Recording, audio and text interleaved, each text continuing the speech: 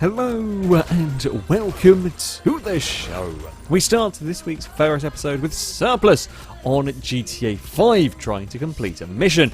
The time is rather running out on this one as they manage to steal the required truck. The timer counts down as they're trying to get away from the area. Now that means the truck kind of explodes, but the bigger problem is the part of the map they're in is only open during a mission. The truck halfway out of the gate, well, gets a bit wedged. I mean, gets a bit wedged is a rather understatement until the game's eventually had enough and decided the vehicle should explode, a rather predictable outcome.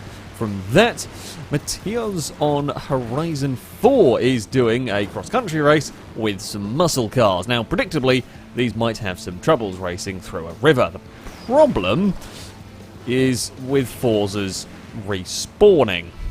Yeah, this is stuck in an infinite respawn and die loop. It would seem the initial jump just went wrong, and now the Mustang can't actually get out of this. It's respawned right at the edge of the jump, which means there's no room for a run-up. You go for a little bit of a run-up, it's still not enough for the vehicle. It's going to be a long, long day for them. For all I know, that Mustang might still be stuck there. Zero the Wanderer up next on Horizon 4, also doing a cross-country race in a vehicle that's not really suited to it, although this time less of the infinite respawn cycle. Instead, as it jumps over another car, that one, well, hits the ground and pings back up into the air. I'm not quite sure. I mean, it actually pinged into the air almost before it hit the ground. I don't know what on earth occurred for that Holden to get very unhappy with that session, but there we have it. A Simpsons fan up next on the original Horizon, racing with a friend in an LFA when things get a little bit carried away into a hairpin. So tries to go for an overtake, can't quite get the car stopped, or tries to go to the overtake, is sort of aiming towards the inside, bounces, pings off the roof of the LFA. McLaren is now on its side, stuck against the railing. It's safe to say this race has not gone according to plan. Neither does this one. A Hatton on GT Sport is at the very start of I believe this was a daily race actually. The auto drive forgets how to car for second place. The leaders are fine. Third place gets released, kind of passed alongside it, and everyone else gets stuck. The player has no control over this. This is all AI controlled at this point. And then they're all released as, I guess, the leaders cross the start-finish line to actually begin the race proper. Everyone's released in one big pack. Funnily enough, that doesn't work. I've seen goofy things on GT Sport, but that is quite a goofy... That's quite a goofy start to a race. It's safe to say that that is not how you want to get everything underway. It's just an external shot from the car. Yeah, everything gets stuck. Nothing really goes according to plan here. That is from, well, third back to however many it is, 12. There's 16 cars in a lobby are basically being released 3 or 4 wide, and yeah, be 16 in this. That's just too many cars in one little area, no one really knowing what they're doing, and off goes everybody.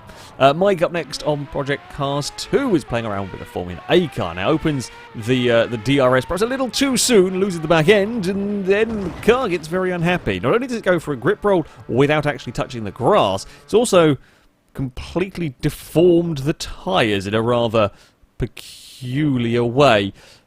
Yeah, it turns out that's not quite ideal. Luca karting on R-Factor with a peculiar roll for these Formula 4s or something, I'm not quite sure.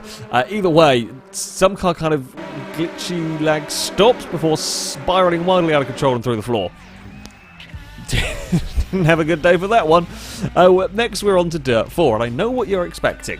We're at Linden Hill. Rallycross cars, you know the crash you're expecting to see because we've all done it at some point, and as the Volkswagen runs a little bit wide, you know where you expect things to go wrong. But no, this time it is the advertising boardings that get the better of the VW. Trying to avoid the curb, ends up the wrong side of the next part of the corner and jumps over the barrier, and that's a large number of rolls from that. Ultra Blakey up next on Apex Legends, managing to find a different sort of vehicle to roll over. Yes, the healing bot, affectionately nicknamed Terry the Turtle, has gone upside down. Yes, managed to make an AI healing bot. FailRace approved. Well done, Blakey, for that one. It's definitely not happy with being stuck upside down, but there we go. Voldov on Need for Speed Underground 2 is racing away, minding their own business, when the two AI cars up ahead get connected, just vanish. Are just pinged into the ether, never to be seen again. Now, this does happen occasionally. I've seen it happen occasionally on these, not for me personally, but in this series. What you don't normally see is not only the first two cars go, the next car, that also pings off. In fact, that jumps the wrong side of the barrier. So, 4 vehicles, probably all 3 other vehicles in the race are all out. Good work. Wireless cables up next on Euro Truck Simulator 2. Now, in the distance, an AI truck has managed to get itself stuck. I don't know whether it spawned in funky or did some goofy maneuver.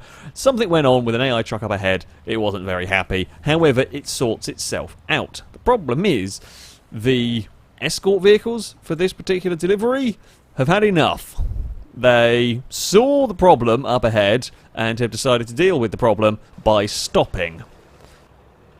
Completely stopping, and now all the traffic is stuck. Yes, that weird jackknife truck, whatever it happened, was up ahead, but that's long since gone. Eventually, the player has to try and do something, which means manoeuvring this rather large vehicle around the now stuck escort vehicle. It's not really ideal.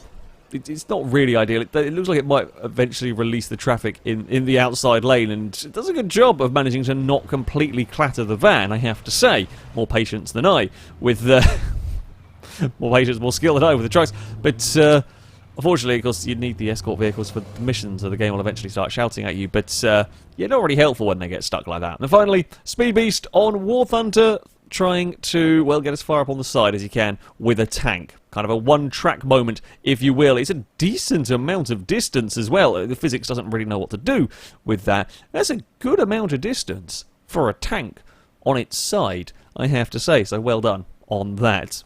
That, though, is going to be it for this video. As ever, if you have clips you'd like to submit to this series, then you can via our forums. There will be a link in the description of this video. At the very top of the page is the FailRace clip submission section, and in there you can find all the rules and how to submit them. However, that's going to be it for today. Thank you all very much for watching, and until next time, a goodbye.